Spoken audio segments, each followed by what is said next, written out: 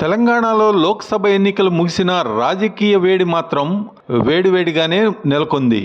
లోక్సభ ఎన్నికల్లో బారాస ఘోర ఓటమి తర్వాత ఆ పార్టీకి చెందిన పలువురు ఎమ్మెల్యేలు, ఎమ్మెల్సీలు ఒక్కరొక్కరుగా కారు దిగి కాంగ్రెస్లో చేరుతుండటం గులాబీ పార్టీ భవిష్యత్తు ఏంటనే చర్చ మొదలైంది.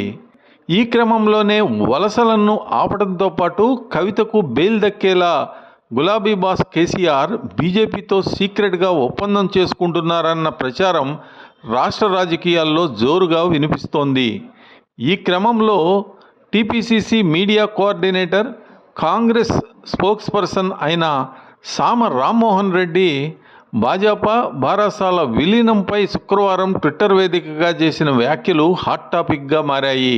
కేటీఆర్, హరీష్ రావు 4 రోజుల పాటు ఢిల్లీలో ఉండి రాయబారం నడిపించారని కాంగ్రెస్ నేత సామ రామ్మోహన్ ఆరోపించారు.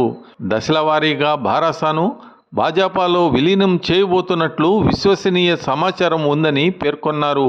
మొదటి దశ విలీనం ప్రక్రియలో భాగంగా బారాసాకు చెందిన 4 రాజ్యసభ సభ్యులు భాజపాలో చేరబోతున్నారని ఆరోపించారు. ఇందుకు ఇరు పార్టీలు గ్రీన్ సిగ్నల్ తెలిపాయని పేర్కొన్నారు.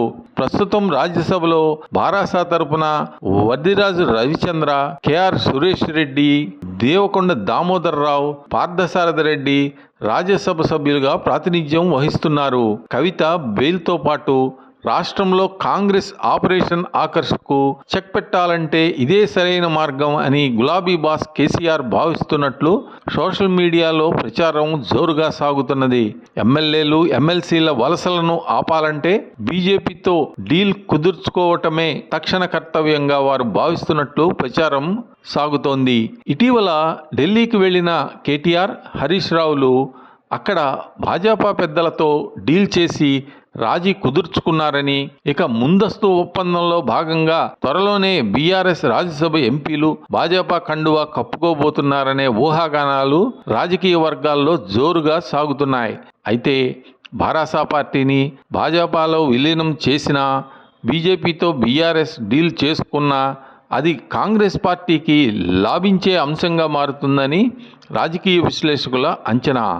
ఎందుకంటే 10 ఏళ్లలో కేసీఆర్ కుటుంబం చేసిన తప్పులే బీజేపీని వేలెత్తి చూపనున్నట్లు కాంగ్రెస్ వర్గాలు అంచనా వేస్తున్నారు.